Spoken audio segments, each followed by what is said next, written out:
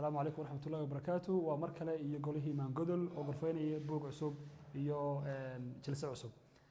سيدي عادي نوهيد أصحابتي إلا فرد وحوي وسهيب يردواني الليبان يعني قاعد فتاحة وحين ما أنت ولا فردنا إنه بل وذاقنو أما إنه وذاخصنو شيكة فناد عانه أو قراقي عان كها جورج أريل وهالرواد مجاعي قال لي رهضو كنا سجال بقوليو ستيتني أفرتي رواية iyo xambaarsan tahay ka sokow bal marka hore aynu isla eegno kuma waxa weey maxayna qoraaga George Orwell sidoo garanaysa dhamaantiin baa aynu ognahay George Orwell wuxuu ahaa nin Ingiriis buu ahaa wuxuu kamid ahaa qoraayadii ugu caansanaa qarnigii tagay 1900 iyo 3 ku dhashay India laakiin isagii hooyadii tiro leelkad waxay soo guureen Ingiriiska oo halkaas uu intii daba noloshiisa ku qaatay dhinacaana waxa ku caana qoraalka saxafi buu ahaa wuxuu ku caanaha soo kale waxa weey curinta sheeka faneedka siyaasadaysan ee xambaarsan afkaar kala duwan indii dib ugu noqday xilli dagaal ahayd oo loo diray ciidan Soomaaliya markaadana barmu tagayo muddo ka soo shaqeeyay Spain buu ka shaqeeyay ruwaayada wuxuu qoray xilli u dhaxeeyay waba xilli muddo ka hor waxa weey dhimashadiisa ka hor oo waxa uu qoray ugu dambeeyay qoraaladiisa ugu dambeeyay waana ku ugu caansanaa runtii 1946 ilaa 49 baa maxayna ayuu qoray ruwaayado badan buu leeyahay ma sheeka faneed kala duwan oo caana tan baa kamida waxa kamid oo kale ruwaayada kale ee beerta xayawaanka oo ay xusid mudan tahay in loo turjumay af Soomaali oo Cabdiraxmaan Artan loo xariistay uu turjumay waa tan lafteeda waxa laga yaabaa mustaqbalka weyn inay dhooragnaayadii loo turjumay Soomaali 1964 waa ruwaayada magaceega markaas رواية جودهان وحكوا رجسا مرحلة وصادرينيو جورج أرويل وليه هي محاد عدونا كنا سجال بقول إياه أفريستيك سقول إحنا والله طبعا حلقة شيء رواية قري لكن إحنا صادرينيو وحي واحد دعك راح حلقة نصوص على وحسي صادرينيو وحوي الدون كسر النقط دونه وحكوا نحن رجسا مركز شيء كذو دولة حيثها شعب كيجي يو ضدك بالشدة إذا بقى dhexgelaysa arrin kasta oo ay wadaan rabtay inay wax ka ogaato ama markasta ishin ku haysa waa dawladaha nooc la yiraahdo waxa weey wax wal oo wadanka ka socdo waa in ay si detail ah ula socoto sadaradeed waxa laga yaabaa qofka inuu la socdo waxa weey cid uu yahay yuu la shaqeeyaa dabcan iyadoo hadan loo shaqeynayo dhammaan bad shaqaalo u shaqeeyaan dawladda hadana yuu la socdaa yuu la saaxiib yahay muxuu ku hadlaa warkiisa dhan sheeko markaa guud ahaan London bay ka dhaxaysaa ninka sheekada u yara actorka ma ninkan leenahay jilaaga ugu caansan ee sheekadu ku wareegaysa waxa weey waa ninkan la yiraahdo Winston Smith dabadeedna isagoo 9 jir u shaqeeyay xisbiga wasaaradda runta ka shaqeeya waliba wuxuu ka shaqeeyaa qaybtan tafatirka xogta ayuu ka shaqeeyayo maadaama waddanku noocan yahay waxa qasab ah qaabka uu shaqeynayso in xogtii hore iyo xogta la leeyahay mid kastaba la hubo in uu adeegso dawladdaasi markaas nin baa u sareeyay dawladda la yiraahdo waxa walaalka weyn ama oo isagu meel kasta sawirkiisa lagu dhajiyo waxa weey la leeyahay la socda walaalkii weyn anishu ku haya meesha sakada ka laabto waxa dadka saaminkiyo sawirkiisu ka hor yaalo shakada laba qof baad moodaa inay ku soo noqonayaan oo waxa weey maxadan ay aad u ogsaad doonto dabcan details xaga dambe inuu tagi doonaaye mid waxa weey waa Julia oo waa gabadha maxadan ay isku baranayaan ay xisbigana ka watirsan yihiin iyadoo in kasoo mechanic tahay oo biraha iyo photocopy waxa ka shaqeyso uu necib yahay waxa weey wuxuu yiraahdo waxa weey wuxuu arkaa naag suun bay xirtay suunku calaamad yahay waqtigeena dareenka rag iyo waxaan ka dhintay dhinaceega isagoo wuxuu raabay cunto waa gabadh wanaagsan waxa haynayo inay suunkan iska dayso ay noqoto mid adoo marka codad buu qaadayna shaqadu socotaa finally waxa weey dhinka labaad ee shakhsiyadda dhinaca kaga jirana waa O'Brien oo ah nin ku jira isagoo golaha fulinta xisbiga sadaradeed mar walba isagoo wuxuu ku dadaalayaa waxa weey hirgelinta afkaarta xisbiga hirgelinta inkastoo yahay hadana marka dambe nin maleegayay afkaar muxuu u adeegaysa danaha waxa weey walaalka weyn ay wada heshiisiin sheekadu soconaysa si ay labadaba saddex isku dhaxflo Julian ayaa warqad soo diraysa waxa weey maxay Smith ilaa waan ku jecelahay aduu والله عقابة يا ويا لما أقولين سركان عيد إذا هذلان مجتمع اللي وش كيستار دي شارها كويلالني عروتها حتى كل شيء يسوق له وده دولته شغالة سوي يقولوا توديه وش شغالة سوى ضد مرايات باكو قرر كمان قولي لحدي سو فالك استطاعين يسوي حوي halkaa waxa weeye lagaa jehaynaya waa inaad daawataa mararka qaarkood exercisekii lagaga baahan yahay aad ka dhex samaysaa gebigaagu waxaad la socotaa amar aad ka qaadanaysaan waxa weeye maxay labadoodii ninkii iyo Julian markay isla falgaleen waxay arkeen inay cul la noqon kareen xisbiga saa daraadeed waxay arkeen qof saddexaad in raadsan karaan oo aduu waxa markaa u maleegaya shirqool oo Brian oo iska dhigayay inuu daneynayo iyaga markaa iyagu walaalka weyni mar walba waa ninka danaha maslaxadda shacabka ka shaqeynaya nin kalena uu sameystay oo hadhow arki doonaaye Goldstein la yiraahdo isagu mar kasta ka soo horjeedan soo iyaga aba qoraya baashan xataa ka soo horjeedan laakiin waxay eegayaan inteen leeg badalkani arrimahan ay u noqonayaan way hadaba in soo koobnay markaa wuxuu sameynayaa ninkii waa la qabanayaa Smith oo la ciqaabayo wasaaradda qaabilsan arrimahan waa wasaaradda jacaylka afar wasaarado meesha ka shaqeeyo waxa weeye wasaaradda runta oo ka shaqeysaba waxa weeye dadka inay been ku marahaabiso iyo wasaaradda nabadgelyada oo asal ahaan shaqadii tahay dadka dagaal geliso iyo wasaaradda runta maxaa leeyahay jacaylka oo ah in dadka kala disho aduu wasaaradda sanadka gacanta ku dhigayso aakhir u dareen ilaa marka dambe wuxuu afkaar aaminsan oo dhan laga tirtirayo ilaa uu oranayo wadana fran laga qaado naagtan Julian iyada lafteeda bad maxaa leeyahay iyada dilo marka ninka khalaas wuxuu dagaalamay waxa weeye faruq ka qaaday qaabkii ay doonayeen walaalka weyn ayuu u sameysmay wixii loo yeeriyo TV-gu daawada oo ka helaa sidoo warkay malaayicniga sheegaan bisoo ku farxaa way sidii doonayeen buu noqday waxay ka dhaadhiciyeen soo sheegay dabcan in laba loo geeyo noqon karto waxa maxay yeeshan inuu fikiran loo baahna waxa la leeyahay dawashan shirka ku jira marka waxaad moodaa sheekadu inay xambaarsan tahay in ay jiraan mararka qaarkood dad raba samaysta waxyaabo mala awaala laakiin markasta ku ciqaabaya qofka fikirkiisa ilaa uu ka tanaasulayo fikirka tanaasulayo ilaa ay samaysteen wadada shaqo xigga hore ciidanka maanka iska dhaafta waxaad ku fikiraysaa mararka qaarkood laga gaarga haynaya yaanu ku sii dheeraan laakiin bal sheekada kasoo aynu eegno mararka qaarkood bulshada Soomaaliyeed iyo bulshooyinka caalamkuba sheekafanaad waxa kamid tahay qaabka ay la isku gudbiyo dhaqanada la isku gudbiyo warbixinta la isku gudbiyo afkaarta la isku gudbiyo bal waxay noo sharaxay Suhayb sheekafanaadku door noocyo ay ka qaadan kartaa ahmiyadeedu maxay tahay taariikhdeedu maxay tahay iyo wixii kala tudar kartaa walaal soo dhaw Suhayb bismillaahir rahmaanir rahiim aad uma santaafta riwaayadan aad sheegan maanta korfaynayno ama aan faalanayno 1948 waxay si guud faalaynaysaa ama falaqeynaysaa oo mawduucan kalitaliska iyo inaan la ogoleyn xorriyad iyo privacy inuu jirin ee dadka magaranaysa la dabagalayo oo xogtooda iyo waxyaalahooda magaranaysa khaaska oo dhan ay tahay inay dawladdu gacanta ku hayso mawduucaas ku saabsan yahay waa riwaayad aad u qurux badan oo horta si guud waa riwaayad waa shay mala awaala oo dhacdo nololeed lagu matalayo oo iyadoo meelo iyo dad iyo axdaad iyo waqa iyo waxyaalaha dhacaya la sameeyo waxaas oo dhan ay khiyaal u yihiin laakiin laga turjumayo maxay ahayd sidii wax dhaba in teedo oo kaysiinayo ereyga riwaayad waa af carabi hadii la turjumana waa qisada soo wariyay laakiin qaab isticmaalka nimka loo adeegsado ama ay dadka carabiga dadka carabta isticmaalaan waxa weeye waa sheekafaneed hadii la turjumaa Soomaali waxa ku noqonaysaa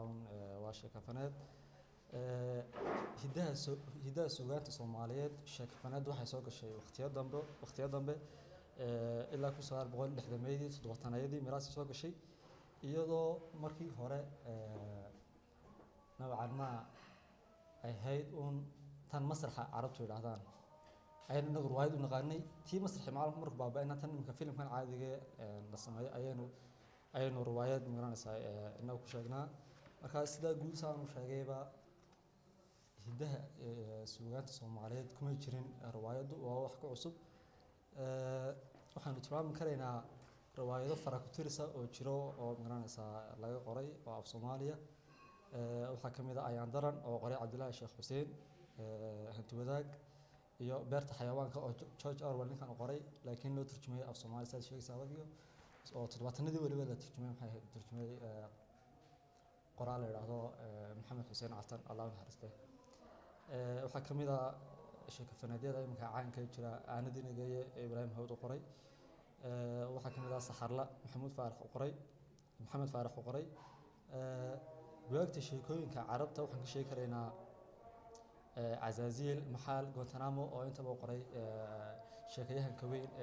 la yiraahdo Yusuf Zidaan sheekooyinka caamka waxa kamid ah ama caalami waxa kamid ah Stefidis ku qoray oo lagu sheego tom prophet inuu lahaa ama maxay dadka qaarna ku sheegaan ba inuu ahaa nebiyo riwaaya inuu ahaa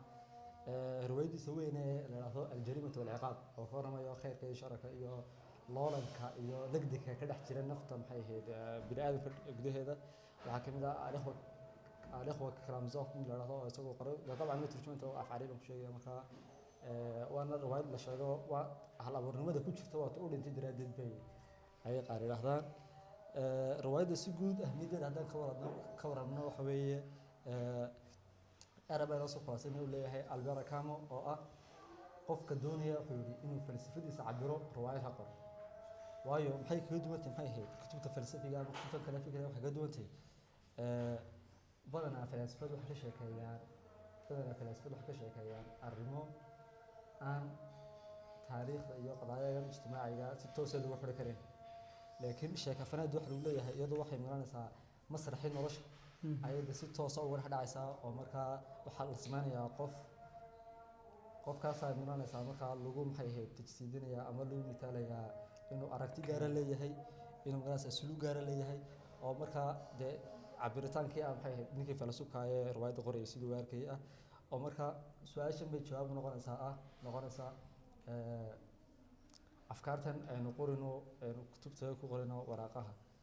واقع موسو دي كرسا أما واقع ما لو أبلا جري كريا يوم ما لو فيل كريا marka riwaayadii ama sheeko fanaadii si toos ah bay u dhacaysaa dawaatan waxyaalo dhacaya dad munaas ahdaaf arrimo nolosha gudaheeda ka dhacaya ayaa noqonaya maxay ahayd ba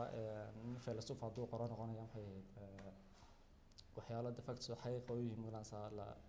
la taaban karayo riwaayadda waxaa isla falgelaya qoraalkii iyo falsafada qofka xambaarsanaa iyo dareemihiisa nafsiga marka way ka xeel dheertay kutubtan kale falsafiga ama nadariga quraata munaas ay ka warramaya arrimo uu qofku soo qaraya malaha waxani ma ahba suuragal maaha marka riwaayadan aad u xiiso badan tahay si guudna sheeko fanaada intaas baan ka taaban lahaa sheekada waxyaalaha kale ku jirana waxaan ku dhageysan doonaa asxaabta sare wad maadsantahay Suhayb haddana aynu kusii socono bal sheekada gudaheega iyo qaabka u dhacayso engineer Ridwan bal adiguna sii dhex sheekada ka wada dabeedna bal afkaar aad ka dhex faahantay ama waxyaabo xambaarsantahay sheekadu bal hadda in yar maxay la wadaagaa fadlan bismillah alhamdulillah salatu wassalamu ala rasuulillah sallallahu alayhi wasallam haddaan si kooban marka hore waa maasanta aftaax iyo dhalinyarta kaleba haddaan si kooban uga hadlo marka hore qodob baan ka horeysin lahayn intaan buugga bilaabin waxa weeye waxa iska inta badan isku qaldama sheeko iyo sheeko faneed marka sheeko iyo sheeko faneed maxay kala duwan yihiin ayaan marka hore ayaan ka yara hadlahaa horta sheeko iyo sheeko faneed mid bay iska waafaqsan yihiin oo ah inay leeyihiin qof ay sheekada isku wareegiso inay leeyihiin meel sheekadaas lagu sawirayo iyo inay leedahay goor iyo xilliga waqtiga ay sheekadu dhacayso in la sawirayo haddaba tay ku kala duwan yihiin sheekada iyo sheeko faneedku waxa weeyaan sheekadu waxay ku kooban tahay qof iyo deegaan gaara iyo waqti gaara sheeko faneedkuna waxay ku kooban tahay waa qof bay marka hore ku kooban tahay iyo deegaankiisii laakiin deegaan ahaanna way ka ballaaran tahay waqti ahaanna way ka badan tahay waxa laga yaabaa qofka inay soo galaan dhowr qof oo kale dad kale oo meesha la wadaagaya waqti iyo wadamo kale waxa laga yaabaa sheeko faneedku inay magaalo ama tuulo ama goob ay ku kooban tahay halka sheeko faneedku ay ka ballaaran tahay wadamo qaarad bulsho caalamka saameynteeda iyo say waqtiga ay tahayba ay ka sheekeynayso sheeko faneedku waxay laba qaybood weeyaan waa mid dhacdo ku wareegta iyo mid qof ku wareegta yani mid sheekada guud ahaan waqtigeeda buucdeedu ay ku wareegayso qof iyo taariikh nololeedkiisii iyo mid ay ku wareegayso dhacdo iyo dhacdadaas wixii dhacay marka wixii dhacay laga helayo qof dhacday qof matalaya inuu qabtay guud ahaan maxaynu ka faa'iideynaa haddaynu sheeko faneed akhrino sheeko faneedu laba qodob baa ugu muhiimsan wax badan laga faa'iiday way jirtaa oo dee waxaaba ugu muhiimsan qofka inuu wax akhriskii uu ku dhiiranayo oo wax akhriskii badan wax akhriyo wax kastoo akhridaana waa aqoon kuu soo kordhay laba qodob ayaa la tilmaamay marka sheeko faneedka laga sheekanayo waxa weeyaan inay qofka marka hore siiso hodannimo xagga fanka hodannimo xagga quruxda ama hadal ha noqoto ama fikir ha noqoto ama luqad ha noqoto qofku luqad ahaan luqadan uu ku akhriyo sheeko faneedda waxaa loo sawirayaa goor iyo goob waqti iyo meel iyo dhacdo dhacaysay marka sawirashada lagu sawirayo ereyada lagu sawirayo waxay qofka siinaysaa hodannimo badan oo afka uu ka helayo ereyadiisa uu de garanayo oo uu ereygii oo dhowr qaybood u isticmaalayo iyo luqad ahaan oo koraysa iyo fikir ahaan koraysa iyo qaybta labaad ee ugu muhiimsan oo ah qofka inuu sawirashadiisu iyo wuxuu sawiranayo ma waxay dhahdaan dhegtu way ka daawantay isha yidhahdaan Soomaalidu markay maamahayso dhegtu wax badan oo maqashay baa jirta laakiin marka xaggan sheekafanada akhriskiisa qofkii uu xoogga saaro waxa weeyaan waxa koraya garaadkiisa sawirasho iyo deegaano aanu noolaan ama aan dhicinba sidaynu ku arkayna sheekadan wuxuu qoray waa wuxuu dhameeyay 1949 waxaanu ka sheekeynaya 1948 35 sano kala horeeyaan labada xilliga waqtiga uu ka sheekeynayo iyo waqtiga uu riwaayadda qoray marka waa 35 sano kadib wixii dhici doonay islaha way dhici bulshada caalamka way ka dhici doonaan ayuu sawirnay waxaan filayaa 1948 kadib inaga dawladdiina haysatay baa sano markaad sanad akhrida qaabkan aad akhrido xisbiga gacanka hanti wadaaga iyo xisbigan dawladdan uu ka sheekeynayo haystaa oo qiimi waxa weeyaan qaabka uu sawirayo waxaad moodaa inay wax badan ay ka siman yihiin ha waa jaalayaashii iyo xisbigii hanti wadaaga gacanka Soomaaliyeed oo kale oo big brother-kii oo madaxweynihii oo jaalasiyaad oo meel walba aabihii ama abuusiyaad aynu odhanayno waxaa jira iyada oo dadkii loo dabagelayo qaab fikir iyo dadka ama sugaanyahaankii la eryanayo ama la eryanayo iyada oo bulshada loo sawirayo taariikh aan hore u qornayn haddaan buugu guud ahaan wuxuu ka kooban yahay 3 waaxood oo muhiima waaxda horeysa wuxuu kaga hadlayaa bal horta dawladdii markaa jirtay iyo bulshadii caalamka markaa jirtay say u koobnayd qodobka labaad wuxuu gudbayaa nolol qofkan shakhsiyadan matalaysa ama actorkan matalaya jilaya riwaayadeenan ama sheekafanadkeenan ay ku wareegayso oo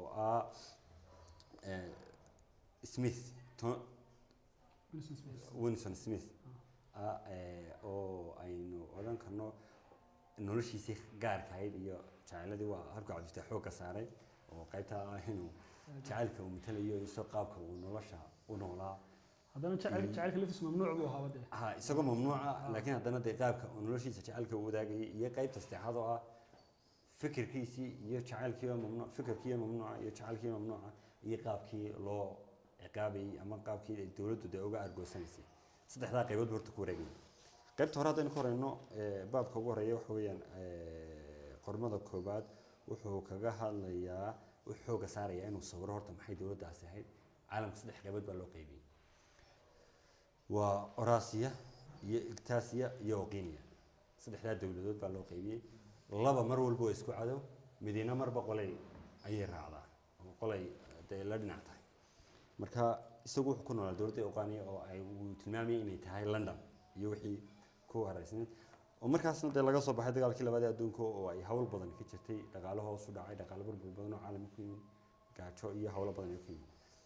dawladdaas waxay ka koobnay 4 wasaaradood oo wasaaradda runta wasaaradda kalgacalka wasaaradda dhaqaalaha iyo wasaaradda nabadgelyada wasaaradda runtu waxay ka shaqeysaa waa wasaaradda sida wasaaradda warfaafintu halkeena ay ka taagan oo kale ahayd wasaaradda warfaafinta waa wasaaradda madadaalada waa wasaaradda ka hadasha tacliinta waa wasaaradda ka hadasha waxyaabaha loo doonayo in bulshada la gaarsiiyo marka waana wasaaradda ugu muhiimsan ee bulshada gaarsiinaysa waxay maamulku u baahnaa wasaaradda ku xigta wasaaradda kalgacalka oo iyaduna ugu awoodeen oo ah inay iyadu wata ku dabaqda qawaaniinta soona saarta wixii loo baahan yahay sharci dejintii ay ka taagan tahay waana ta ilaalisaa bulshada meesha dawladda meesha ku nool marka koow waxay ilaalisaa dadka bulshada say wada dhaqmayaan say bulshada iyo nidaamka wada dhaqmayaan bulshada iyo bulshooyinka kale say wada dhaqmayaan bulshada wixii loo sheegayo ta saddexaad oo dhaqaalaha inay iyadu xagga dhaqaalaha taas ku qabatay wasaaradda salaam waa tan nabadgelyada bayaan nabadda wasaaradda nabadda waxay u bedeleen wasaaradda dagaalka wasaaraddaas mar walba waxay bulshada ku kalifaysaa inay geliso dagaal waxyaabaha yaab kale uu ku soo qaatay 1949 aan caalamkaba aan ka jirin laakiin dee markii dambe dhacay in dadka la leynayo ama la dilayo ee ay yiraahdaan waxay ka soo horjeesteen dawladdaasi in loo sameeyo xaflad la yiraahdo xafladda daldalaada wadareed oo dadkii oo in xaflad la sameeyo dadkii la daldalayay la soo istaajiyo caruur iyo ciroole iyo dumar iyo ragba meel isugu keeno la yidhaahdo dabaaldega dadkii cadowgeenu ugu ahaa baynu daldalaynaa iyadoo oo la dhiirigelinayo in bulshada la tuso inuu cadow jiro cid kasta oo ku dhiiran lahayd in maamulka kasoo horjeesatana la tusayo kuwii hore halkay mareen waxaa jirta usbuuc la odhanayo wiiga nacaybka oo waa nidaam inta badan qofka dictatorkii uu adeegsado ama qofka kale taliskii uu aad ugu xeel dheeryahay inuu dadka u sameeyo nacayb cid baynu necebnahay cid baynu ishaynaa cid baynu la dagaalanaa cid baynu colnahay oo cadaawaddaa loo abuurayo bulshada inay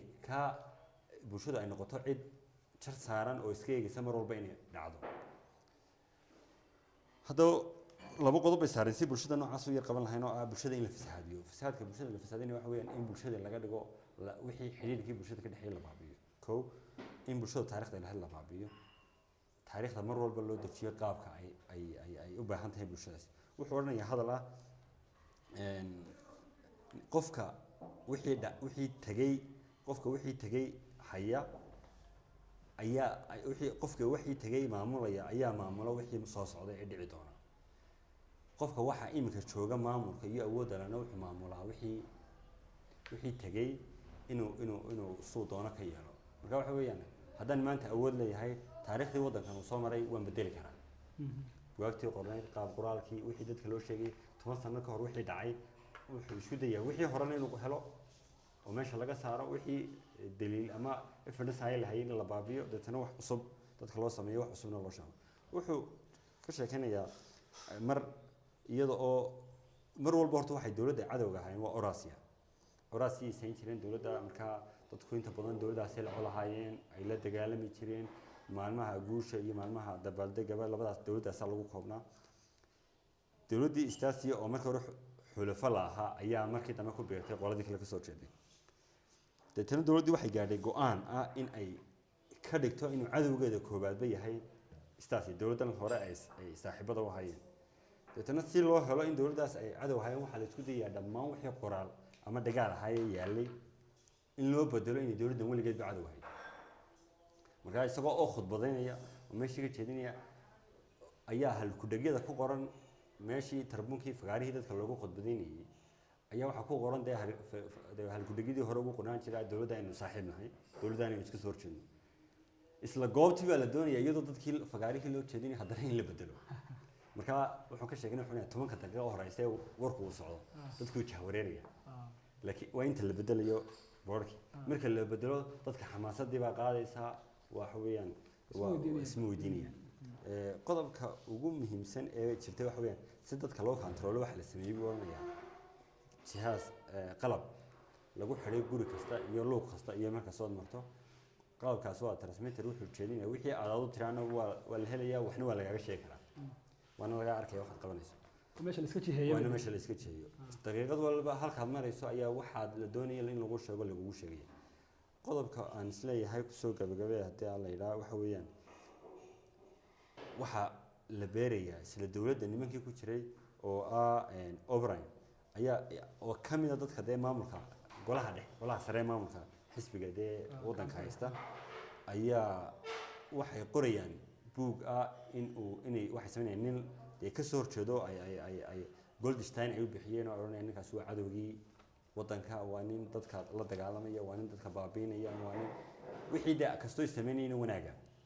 ka soo horjeeda cadow la sameeyay laakiin wax jira ma aha marka wala sameeyay dadna buug Goldstein kaasi buug bay oranayeen buug qoray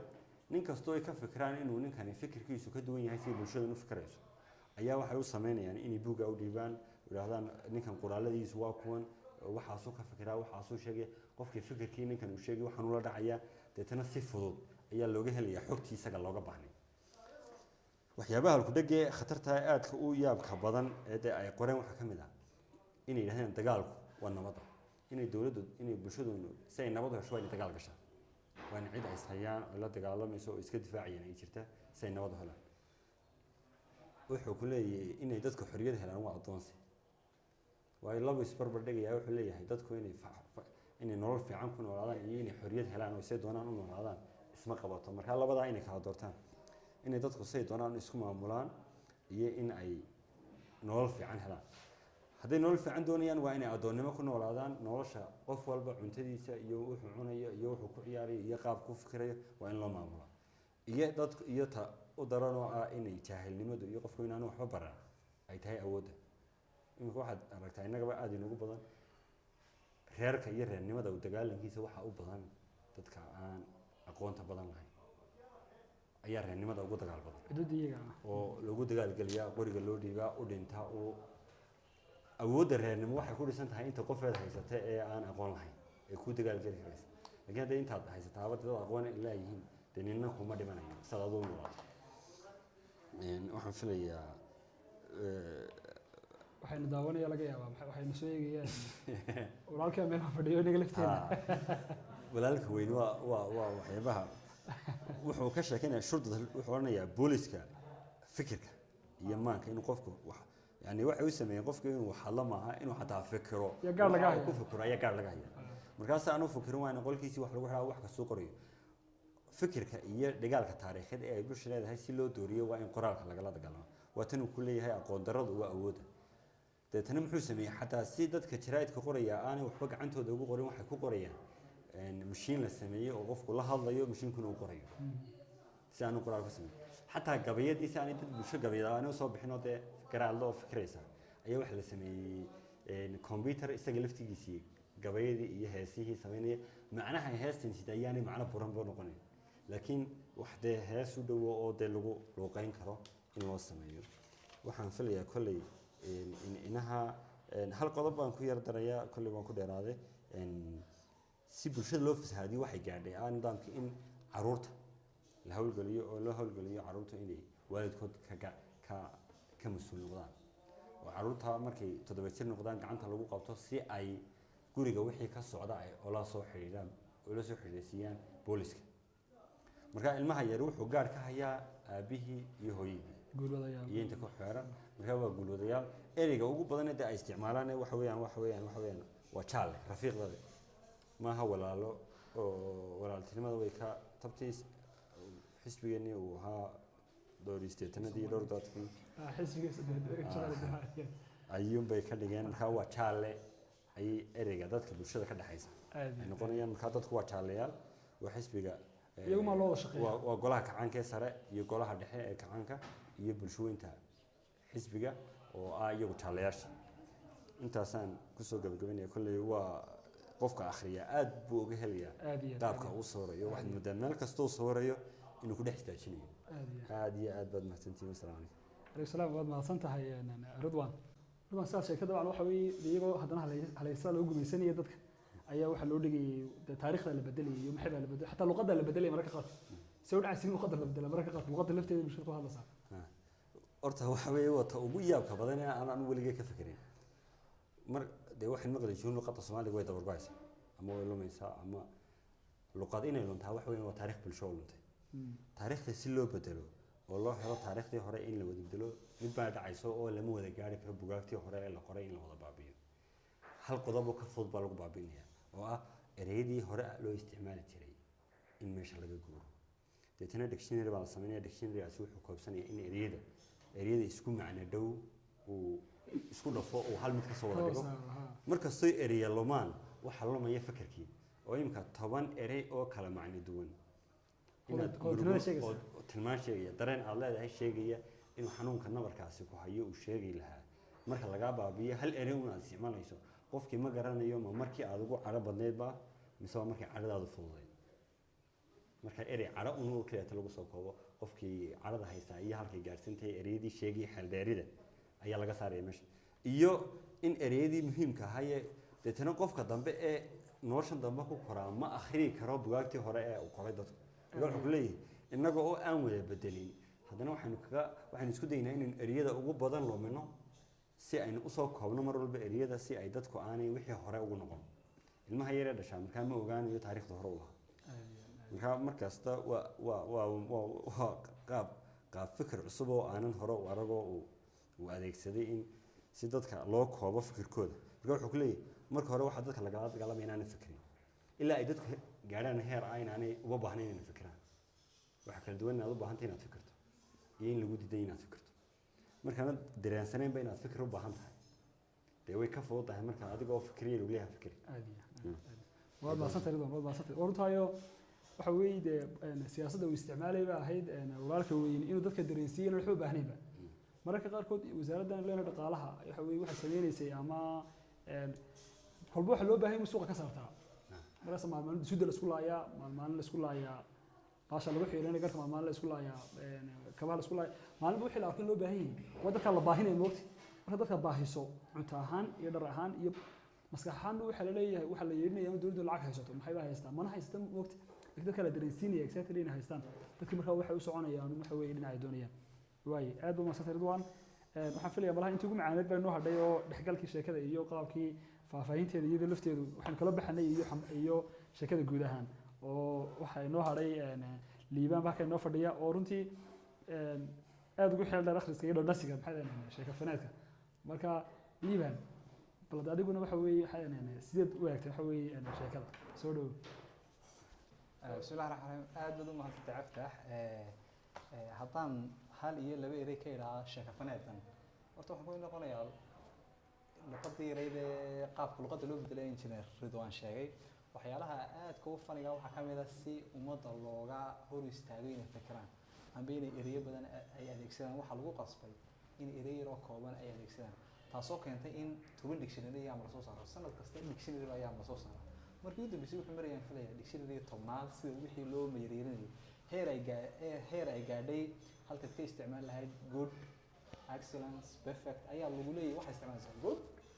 very good haddana very very very good yani isla ereygun baad isticmaalaysaa in marka fi nihaaya waxaa la soo koobayaa qaab fikirka qofka ayaa la soo koobayaa markastoo qaab fikirka qofka la soo koobana markastoo ay yaraanayso awoodda uu leeyahay qofkaasi inuu kacdoon sameeyo amba inuu habdhaqanadan walaalka weyn amba aabaha weyn amba aabahin uu sameynayo inuu ka dheeliyaa ayaa adkaanaysa waayo waxa yaraanayaba yani tirada fikirka amba qofkaas uu helayo marka guud ahaan sheekadu waa sheeko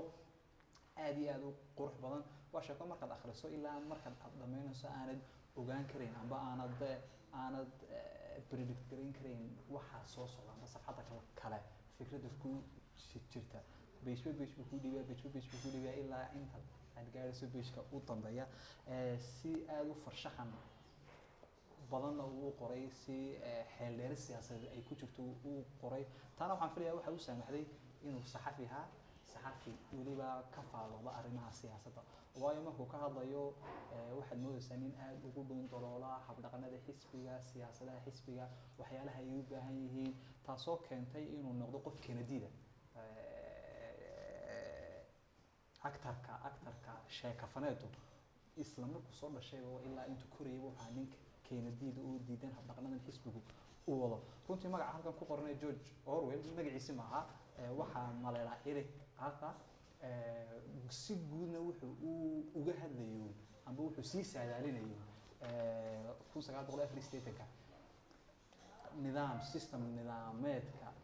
ka jiri doona wadamadii shuuciga ahayd ama wadamadii socialismka ee adeegsanayay oo aad iyo aad uga soo horjeeday taasoo uu uga dhigayna inay sidee ugu misaalayeen tahay Britain ruwaayadda haddaba guud ahaan amba sheeka faneedda waxaynu ku cabiri karnaa amba waxaa lagu qeexi karaa inay tahay dareen qofku uu ka bixinayo dareen isaga yaanu ku jira amba dareen isaga ku jira uu cabirayo dareenkaasi dhab buu noqon karaa mala awaal buu noqon karaa laakiin hadda even hadduu mala awaal noqon karo ma diidayso inuu meel amba goob amba wadamada ka mid ah uu ka jiro si guud hadday sheeka faneedda aan u yar dul istaagay in yar waxaad moodaa in markii hore ay nagaga timid wadamada reer galbeedka mar labaadkana ay timid wadamadeenan reer bariga inagu haddaynu isku darno Soomaali ahaan amba bariga dhexe oo qarnigii 19aad horaantiisii amba dabeeqadiisii bay soo gashay wadamadan Carbeed innagana dee 60aadkii 70aadkii xilliga Soomaalidu ay ruwaayadaha qori jirtay walow ruwaayadaha Soomaalida badankeega loo bedelay baa ruwaayadahan masraxa iyo malaga jilo tiyaatarka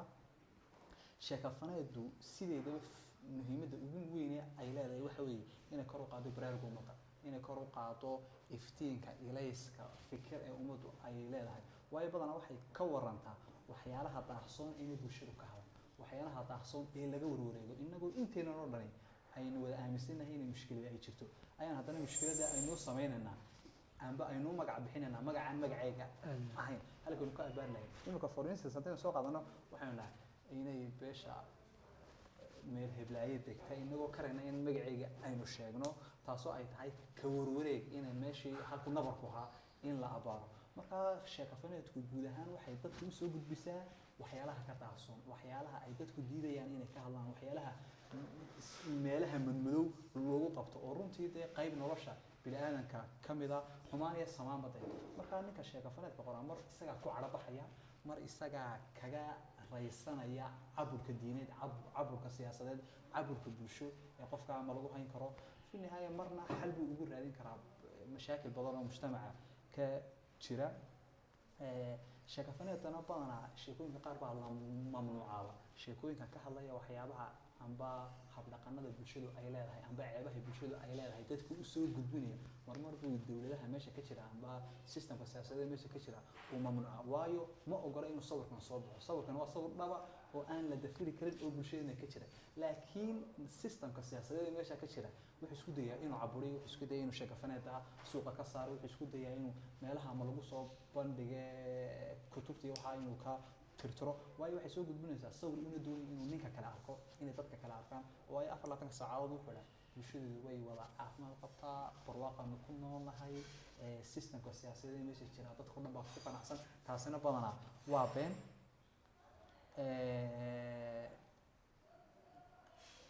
sheekafaneedku badanaa waxay ay baabiisaa sawiradan feega ee lagu sawiro qofka hogaamiyaha marmad arkaysaa hogaamiyaha sheekadan ku jira ee ugu magac daray walaalka weyn waxa lama arko waa nin la yaab leh waa nin aan la arag sawirkiisun baa la arkaa laakiin isagoo cisho meel ka hadlay amba shirka soo qayb galay amba xisbiga amba xukuumadda hogaamiyey ma lama arko waxa ku shaqaysta uun magaca weyn ama magaciisa ama magaca xisbiga golaha sare ee xisbiga oo ka kooban marka bulshada guud ee wadanka oo ka hadlaya la ururiyo 2% 2%gaasi si fiican bay u nool yihiin guryo fiican bay degayiin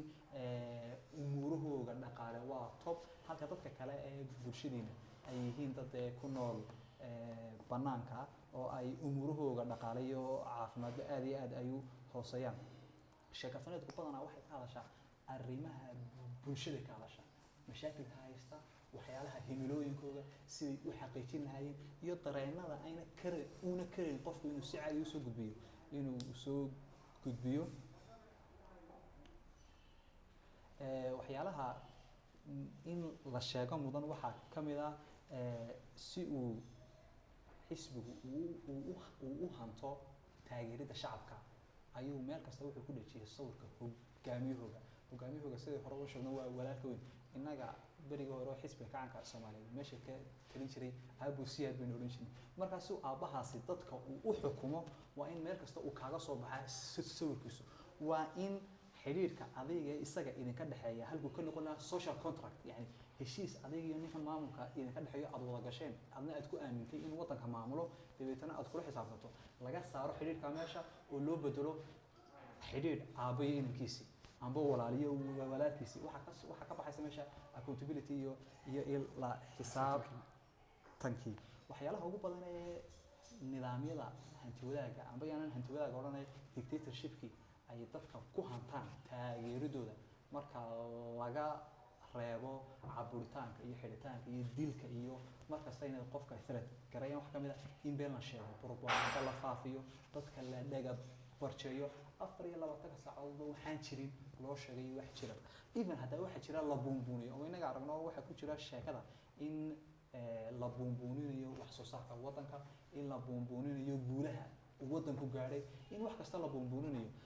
marka la buunbuuninayo guusha u dambeeyo waxa loo nisbeynaya amba loo aaneynaya walaalka weyn ee meel kasta yaala halkan waxaan ku soo qaadi lahaa wasiirkii warfaafinta Jarmalka hore Joseph Goebbels oo ahaa la yiraahdo caqligii ka dambeeyay xisbigii naasiyiinta Hitler hogaaminayay wuxuu lahaa wuxuu lahaa been sheeg ilaa marka dambe ay dadku ay rumaysanayaan wixii haddii dhagahaaga ma lagu soo celiyo waxa laga yaabaa in marka koobaad diido mar labaad ka diido mar saddexaad waxaad iska noqonaysaa wax familiar iska caadiyo aad la qabsan karayso marka waxyaalaha ugu waaweyn dadka lagu hanan karaa waa in been lagu dhaga barjeeyo weeye waa in aan loo ogolaan in maskaxdooda ay galaan information una ogolayn xisbi, information una ogolayn ninka meesha ka taliya. waxaan kuu gudbinayaa amba xogtan ku siinayaa meel bay ka imanaysaa, meeshaana waa meel lasii filter gareeyay oo lasii habeeyey weeye. inay dhibaatooyinka taliska talisku leeyahay waxa weeye inuu baabi'iyo qaab dhismeedkii bulshada, inuu baabi'iyo kala dambeyntii reeraha, inuu baabi'iyo qoyskii keliyaha ee ka koobnaa aabbaha iyo inankii ubadka, in la kala dhex dhigay iyagii bac oo inanku walaalkii uu soo sheego, aabbuhu uu inankiisa sheego, inanku uu hooyadii uu sheego oo ilaa waxay kasoo horjeedaa principleska iyo mabaadi'da xisbiga, taasoo uu ka faa'iidayo in unugii ugu hooseeyey ee bulsha ay ka aboorantaa uu yahay familygii amba uu yahay qoyskiina la burburiyey oo inantu aabaheed ay sugayso inuu qalad ka dhaco, hooyadeed ay sugayso inuu qalad ka dhaco si ay ugu sheegto maxaa la dhahaa ciidanka fikirka amba ciidanka la tacaala maanka, oo marka dambana dee qofka ay noqonayso xidhid.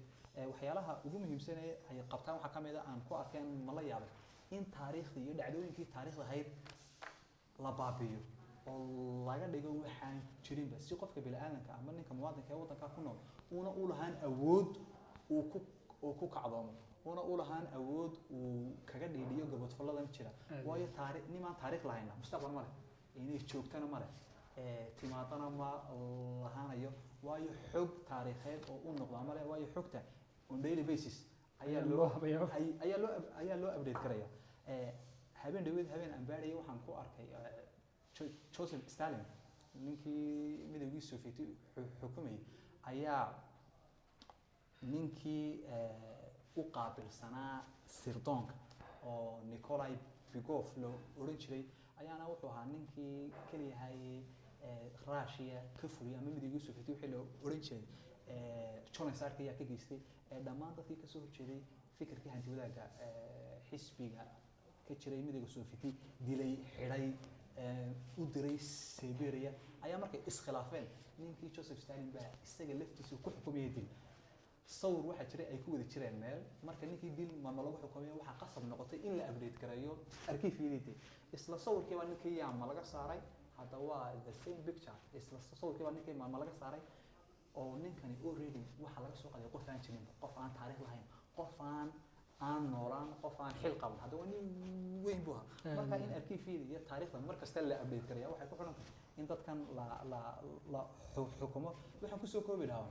sheekafaneedan waa sheekafaneed aad u qiimo leh, waa sheekafaneed dadka wax baraysa, casharay baraysa. casharadaasi waxay ka noqon kartaa antibiotic, inaad noqoto kabaqaad, inaad noqoto qof u hayilsan ninka dictatorshipka. ninka mar akhriyay waxaan aaminsanahay anu inuuna marnaba maskaxdiisa iyo maankiisa iyo waddankiisa iyo fikirkiisaba una ku aaminin qof kaliya taliya, inuu mala shaqayska dahay. marka waa sheekafaneed ay mudan tahay in lagu dhigto iskuulada, in ubadkeena aynu ku barbaarino. ma ogin inuu berri sahan dambe uu nin dictatorship waddankeena qabsan doono. marka in antibiotic aynu kasii lahaana waa wax fiican intaynu ku baraarugi lahayn walaal weyno waddankeena haysta. waxaan ku dari lahaa bulshadeena Soomaaliyeed guud ahaan marka la eegto sheekafaneed yani awood badan ma saarno amba xaqay lahayd ma siino. waxaanan aaminsanahay marka la eegto qaabka u yaalo mujtamaceena Soomaaliyeed iyo dhacdooyinkii dhibta lahaa ee qaxa lahaa ee dhibaato lahaa ee dagaal sokoyo lahaa ee dib u dhis lahaa in laga soo heli karo 450 sheeko oo mudan in la qoro, in ma laga soo heli karo intaasoo dhacdo oo mudan in ma laga sheekayo, in ma laga soo heli karo intaasoo sawir oo mudan in dadka kale loo soo gudbiyo. waayo sheekadu waa waxa keliya ee adoon waddan tegin aad waddanka dhaqankiisa dadka ku nool waxay aaminsan yihiin siday adiga xataa ku aaminsan yihiin amba beliefskooga aad ku ogaan karayso weeye. marka intaasaan kusoo koobi lahaa guud ahaan. aad iyo aad mahadsan tahay liibaan. wartaayo intaasoo faa'iidaba aan sheegin oo dhan wax way leedahay maxaa leedahay sheekafaneed guud ahaan iyo sheekaduba. waxaan ugu muhiimsan dabcan marka laga tago qodobka akhriska iyo qodobada kale in xataa kubcinayso qaabku qofku u suuraysan karo dhacdooyinka. waxaa laga yaabaa ninkan ka sheekeynayno anu sibay ula sawiran yahay sibay kula sawiran yahay, laakiin qof kasta waxaa laga yaabaa haddii sawirada la isku gegeeyo faanana inuu qaab soo baxo waxa weeye waana marka dambe qaabka filmaanta loo matalayay ee qofka producer ama mukhrijkii qaabka uu u yeelanayo inuu uga soo saaro wax la taaban karo la arki karo runtii intaad buug akhriyayso laymanku waa dhex socotaa laakiin waxaad daawanaysaa meesha ay maraysay iyo waa run oo marmar noqonaya actorka adaa noqonaya marka adaa noqonaya waa run oo bulshada Soomaalida bariyahan dambe maynaan ama inagu ugu maynaan baran sheekafanaad badan runtii waxa magac soo celisay tii uu noo sheegayay Suhaybe aanadii nageeyay oo runtii intan dambe maxaa leenahay Ibrahim Haw inkastoo aan akhrin laakiin sheekada dhalinyar badan oo akhrisay aad bay igu amaaneen hadee talaabo fiican oo mudan in dad kale wax qoraan ay soo baxaan ay ku dhiiradaan inay bulshada Soomaaliyeed ay ka qoraan sheekooyinkan aynu leenahay bulshada taabanayaan sawirashada ugu guud ahaan waxa weeye waa wax furan oo qof kasta wax weyn ka hadlaya ceebaheena ka hadlaya waxyaabaha fiican ee ka hadlaya waxyaabaha ayna Soomaalidu ay ka warwareegtay inay ka sheekayso ay runta ka sheegto ay u samayso diikoor iyo qurxin طبعا wax xusid mudan waqti sheekadu mararka qaar inay tahay hub lagu dagaalamo oo bedeli karo waxyaabo badan sheekadan aynu akhriin lafteeda sanadkii hore Masar waxa waliba carabta dhexdeeda ku soo caan bixiyay sheekada oo yarkaas oo moogtay arday baa sitay in sheekada khasnay class buu dhex fadhiyay adu malaha wala tuhmay wala soo qabto ninkii xubay maxaa leenahay wala xidhay maxaa lagu xidhayaa waxa akhriisay sheekadii social media bulshada iyada baa noqotay u sii furtay sheekada in meelaha ka dhacdo meelaha aan gaari jirin oo dadku si fiican badana sida maraynaana kitaab kasto la mamnuuca dadku way akhristaan mar kasto la mamnuuco dadku waxay soranayaan dabeecadda qofka bini aadamkaas ka in waxaan maxaa loo mamnuucay waxaan maxaa ku jira bal yar eeg waxa ku cadeynaya in sheekadu ay muhiim u tahay xataa niman badan oo mufakiriina oo markii hore aan sheeko fanaanid qori jirin ayaa waxay ogaadeen in fikirkooda tabtu soo sheegay inay bulshada gaarsiiyaan oo ninka aan wax baran iyo ninka wax bartay iyo gabadha iyo inanka iyo heer fikirkooda heer kasto uu taagan yahayba inay waxay ka maamuliyeen inay sheeko fanaanid qoraan si ay u gaaraan isla qofka u hooseeya iyo qofka u sareeya waana qaab aad u fudud oo aad u macaan oo aan boring badan qofku una ka qaadin oo fikirkana aad ku gudbin karto inay hadafka doonaysana aad gaari karto baraaruga ummadana aad kor ugu qaadi karto waxyaalo badan oo adigu aad ka mid ku tahayna aad ka qayb qaadan karto in waxaasi ay ka duwintooda amba baabintooda aadiya waxa xusid mudan intaynan gabagabayn sida aad liibaan xustayba qoraaga George Orwell waxa weeye waa magac ergisa ma magaciisa dhabta ama oo magaciisa wuxuu ahaa Eric Adler Blair laakiin kaas ku caan baxay qoraaladiisu oo daway jira anaga lafteena qoraan bal jiro magaciisa qorin laakiin magac kan lagu barto ama magac soo gaabtay lagu barto oo caanaha ba jira xitaa jiraayto kale waxaan xusuusanahay waxa weeye ninka maqal soo kale iyo maxaa lan xiir oo kale iyo waxa weeye qof baa qoran laakiin qofka qoraa inta badan kuma lagu magacaana magacaas waxa lagu yaqaanaa كولم كاير وحلو يقانا مقعة لكن waxa kala marmar dhaca in xaaladda siyaasadeed iyo caburidda siyaasadeed iyo baqdintu in marmar keento qofku magaciisa aad waayo buugan kale iyo fikrada ku duugan iyo ninkan wuxuu uu doonayay inuu uu ka hadlo nin wax magacaaga ma lagu qoro marka xaaladdan uu ka hadlayo laga sheekeynay taasina waa sabab sababada ba keeni karo qof magac ergisa uu qaato aad iyo aad u mahadsantihiin intaas uu soo gabagabeyna xalqadii shanaad